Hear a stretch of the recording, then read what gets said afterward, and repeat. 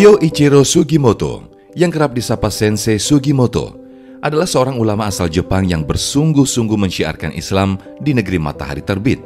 Keindahan Islam membuat Sugimoto terpukau dan tertarik menjadi mu'alaf. Sugimoto kemudian belajar lebih dalam tentang Islam. Sugimoto mengaku menemukan kesulitan saat pertama kali mempelajari Al-Quran sebab bahasa terjemahannya tidak mudah dipahami. Karena itu, Sugimoto mengalih bahasakan Al-Quran dengan bahasa yang lebih mudah dimengerti oleh orang Jepang, dan terjemahan tersebut diberi judul Quran in Easy Japanese. Saat ini selain dakwah tentang Islam dan menyebarkan Al-Quran terjemahan Jepang, Sugimoto juga aktif dalam pendirian masjid-masjid di Jepang. Bagaimana kisah inspiratif Sugimoto? Simak selengkapnya dalam Sah Selalu Ada Hikmah bersama Ko Dennis Lim. Sah, selalu ada hikmah. Bismillahirrahmanirrahim. Assalamualaikum warahmatullahi wabarakatuh. Alhamdulillah, di acara yang penuh hikmah ini, kali ini kita mengundang tokoh yang luar biasa. Ini guru-gurunya Koko. Sebelum ini juga sudah jumpa langsung. Ini seorang dai, bukan sembarang dai, yang didampingi seorang guru ngaji juga yang luar biasa. Dan ini dakwahnya nggak cuma di Indonesia, tapi bahkan menyebar di Jepang. Dan kita tahu akhirnya disebarkan itu Al-Quran yang sudah diterjemahkan ke bahasa kanji oleh beliau sendiri, dan gara-gara itu jadi wasilah sekian banyak orang di Jepang kenal Islam, masuk ke dalam Islam. Kita langsung saja sapa. Assalamualaikum warahmatullahi wabarakatuh. Waalaikumsalam. Sugimoto Sensei, Ustazah Purwati. Alhamdulillah. Jadi kalau Sensei kan tuh guru ya, teacher. Nah kalau di sana ya Ustadz juga dipanggilnya Sensei ya, Ustadz. Sugimoto Sensei, Masya Allah. Sehat semuanya? Alhamdulillah. Izin bertanya-tanya, kalau sekaligus pengen mulai ngasih lihat ya, ini ya izin. Ini Al-Quran. Isinya udah full bahasa Jepang, kanji. Ini udah nggak kehitung, mungkin udah sekitar berapa orang nih masuk Islam wasilahnya melalui buku ini? Oh, just only baca doang. Just only baca doang. Yeah, but only just by reading. Just reading. Only, maybe 6 or 7 Japanese non-Muslim embraces. Masya Allah. How long you already write this book? Already it was published 2019. 2019. Yeah, almost 6 years. Almost 6 years. Masya Allah. Alhamdulillah. Dan sekarang ini sudah dicetak di Jepang, teman-teman. Dan alhamdulillah kita dapat kesempatan buat ngelihat kayak gini, dan ini jadi pahala jariah yang luar biasa banget, keren banget ya. Nah, kesibukannya sehari-hari ini sekarang berarti full dakwah ini, gimana Bun? Yeah, I'm doing full dakwah since 2016. 16? Full time dai. Full time? Yeah. Waktu nikah sama Bubu? Oh, belum. Kapan? Belum. Oh, jadi bahkan sebelum menikah juga sudah dakwah? Sebelum nikah juga sudah dakwah sebetulnya. Masya Allah. Ketemu saya sebelum menikah part time ya? Ya setelah sudah Muslim gitu. Jadi bukan karena comfort Islam karena menikah. Sebelum menikah beliau sudah Muslim. Part time ya? Part time. Part time, but now full time. Full time. Masya Allah. So you go across the Japan. Full Japan? Yes. Hokkaido until Kyushu, more than 33 prefectures. Alhamdulillah. Yeah. And then after this, you make this. How long do you need to make this book? Translation. It took 2 years. 2 years? Yeah, so with Alone? myself and then one more, Dr. Mizutani is an Arabic expert. Oh, Masya Just Allah. 2 of us, we spend 4 hours every Fajr prayer, after Fajr prayer. It is 2 years. You sell or give it free to the people? Basically free. Free? Yeah. Basically For for free. everyone? Because there is a support from Masyarakat Indonesia. Masya Allah. Donation. Alhamdulillah. But available also in Amazon too. In Amazon. Oh, Everybody so can people can access buy online. around the That's world. right. Ya, kenapa saya jadi ngomong Inggris juga kayak Ibu? Alhamdulillah. Jadi karena ada di Amazon, Yeah. publisher company naruh Qurannya di Amazon. Jadi orang Jepang yang tinggal di luar Jepang bisa membeli. Itulah kenapa Al-Quran ini jadi bestseller. Dibeli oleh masyarakat Jepang, nggak tinggal di Jepang, tapi justru di luar Jepang. Udah berapa cetakan ini? Bu? Berapa cetakan ya? 9th edition. 9. 9 kali 9th cetakan ya. Masya Allah. Alhamdulillah. Amazingly dibeli kan. Nah sekarang dengan support Cinta Quran Foundation itu kan mereka mendapatkannya, kalau yang meminta gitu, mendapatkan dengan cuma-cuma. Bikurista. Keren banget nih teman-teman. Silakan, jadi kalau yang mau juga pengen bisa dibeli ternyata ya. Iya. Tapi undangan kalau pengen free ya udah datang langsung ke Jepang, belajar langsung Iya. dengan beliau, Masya Allah. Benar. Ya.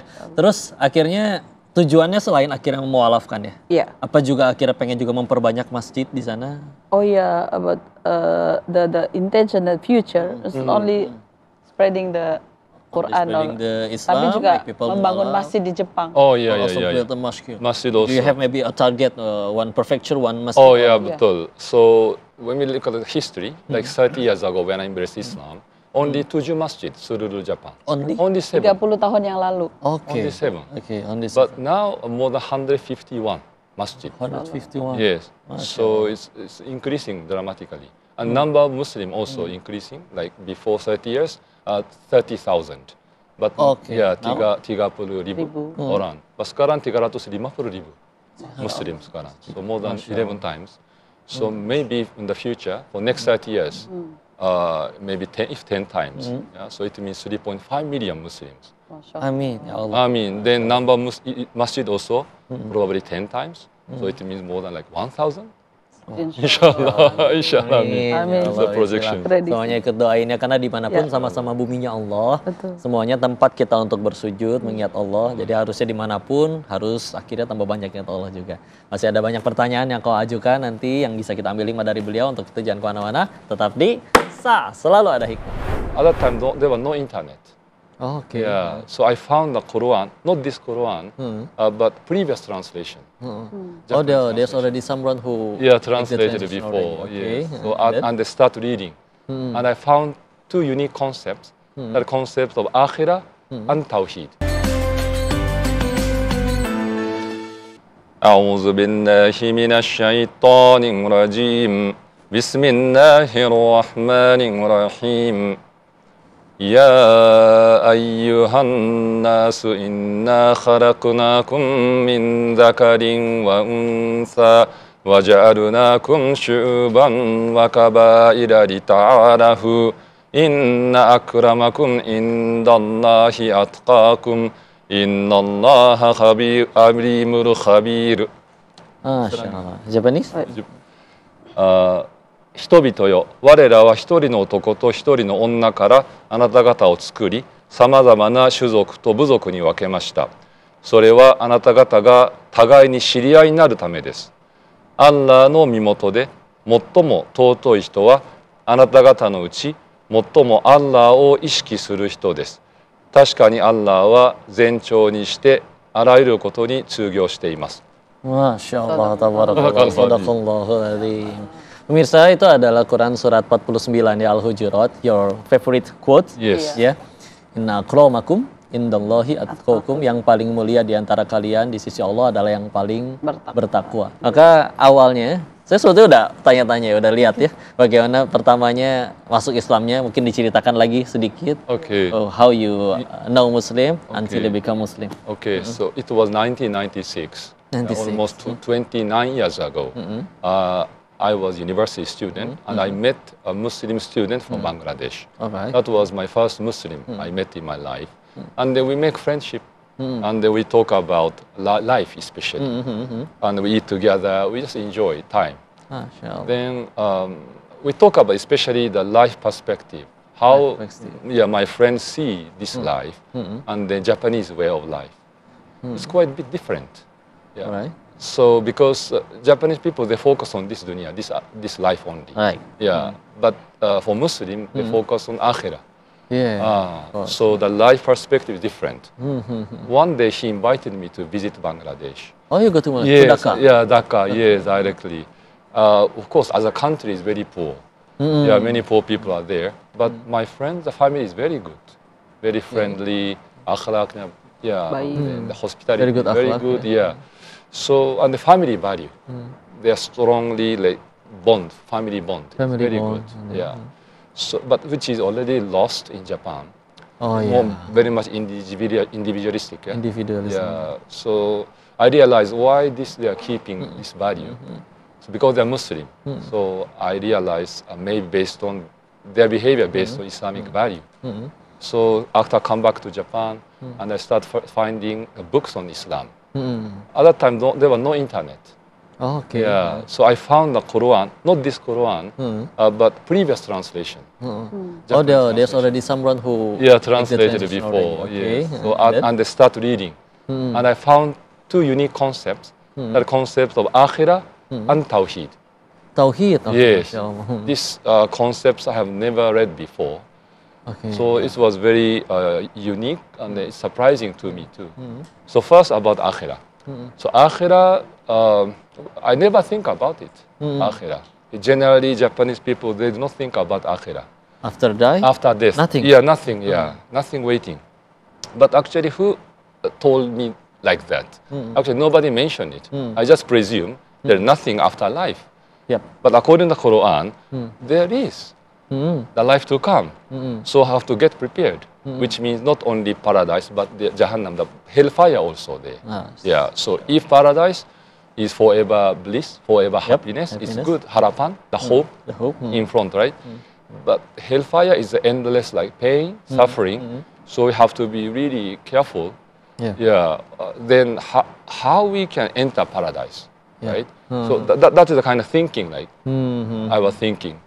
So logically, if we cannot see something, then I cannot disprove that existence too. Yeah. So which means I cannot totally reject the existence of akhirah, right? So the 50% of probability. 50-50, yeah. 50-50, yeah. So if 50-50 means it's a risk, the risk is very high. Yes. Only Jannah is okay, but Jahannam also there. Yeah. Yeah. So the risk is high in case this Quran is true. Yeah, okay. So that's why I Just was in like, case. yeah, in case, just in case. I was calculating, just in case this Quran is true, then if I don't prepare, it's very risky. Then, Okay. Yeah, so how to enter paradise is the next. Atiullah wa atiur Rasul. To obey Allah and obey the messenger of Allah. But we do not know who Allah is. We don't have concept of Allah in Japanese history. Okay. Yeah, like There Shintoism. is so many gods, yeah, many gods, right? So Tuhan, I mean, Japanese people actually, what a nature. We do not know. Inshallah. But after reading the Quran, we understand that Allah and them, their gods are different. So Tuhan mereka, I mean Japanese people, are actually the jinn. Jinn, Their yeah. nature In is jinn. Indonesia, Yeah. in Islam is jinn. That's right. So according to the Quran, the Surah Jinn, so jinn banyak. Yeah. So if their god is jinn, banyak nggak apa-apa, no problem. Yeah. Only difference is Muslims do not worship jinn. Iya, tidak menyembah ya. Tidak But worship the creator. the creator of the jinn. Yes. Ya, pencipta jin. Yeah. So after reading Quran, I understand. A creator and the jinn, I mean Allah and the jinn is different. Beda. Different, ya. Creator, creation different. Iya, of course. Pencipta, ciptaan. Ciptaan. Tapi informasi itu tidak dapat dari Quran, sebelumnya kan belum, nggak tahu sama sekali. Belum nggak tahu. Jadi selama berapa tahun tuh baca Quran sebelum masuk Islam? Yeah, already 1 year I check all the 1 year. verses. 1 year. Full. Yes. I have to From check Al-Fatihah until all the, An-Nas. Artinya apa gitu. Iya. Because maybe there's strange teaching. Kalau dangerous ada teaching. pertanyaan, if you have question, Yeah, you go question. to I go to my friend, and the Okay. friend introduce other friends. the Bangladeshi friend also Yes. still in Japan until now? Yeah, this is Until now? amazing. Yeah, until now. Ya Allah, alhamdulillah. Kurang lebih seperti itu ya, Masya Allah. Untuk itu kita akan saksikan lagi terus pertanyaan lebih lanjut kepada Sensei. Jangan kemana-mana, tetap di Sah Selalu Ada Hikmah. Ketika dapat suami juga, wah ini kayaknya amanah dari Allah, saya siap membersamai aja. Jadi lebih banyak temenin aja. Terus gimana ada masalah bahasa misalnya kan? Ya laki-laki tuh lebih aman, perempuan tuh nggak banyak komplain kan? Iya. Ya udah masing-masing taat kepada Allah, Oh iya, enak. selesai gitu. Jadi alhamdulillah. Sah, selalu ada hikmah. Kita balik lagi di acara penuh hikmah ini dan masih pengen ngambil ilmu dari dua guru kita yang luar biasa. Masya Allah bagaimana tadi perjuangan beliau cari Islam, bahkan berusaha mencari kesalahan di dalam Al-Quran, tapi justru tidak ketemu, dan sekarang disempurnakan dengan didampingi pasangan yang luar biasa. Jadi asalnya Bunda itu dari Cilacap ya? Betul. Betul. Awal ke Jepang tahun? Tahun 2000. 2000. Kenal beliau tahun? 2002. 2 tahun ya? 2 tahun. Alhamdulillah. Terus tadi gimana tuh akhirnya tuh ketemunya? Oh, Masya Allah. Ini ada 2 versi sebetulnya. Oke, gimana? Versi aku dulu deh. Kita rangkumkan. Ya, sekali lagi Alhamdulillah, Qadarullah saya ke Jepang itu pertama kali itu diajak oleh seorang konsulat Indonesia yang akan ditugaskan di Osaka sebagai guru ngaji.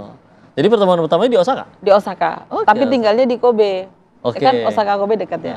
Dan selalu kami itu beraktivitas di Masjid Kobe, masjid tertua di Jepang kan. Oke. Nah, untuk menjadi guru ngaji itu kan dari mulut ke mulut jadi rame tuh. Banyak orang yang minta diajarin ngaji anaknya. Iya. Akhirnya kita Orang bikin Indo tapi orang kebanyakan. Indonesia atau mixed marriage.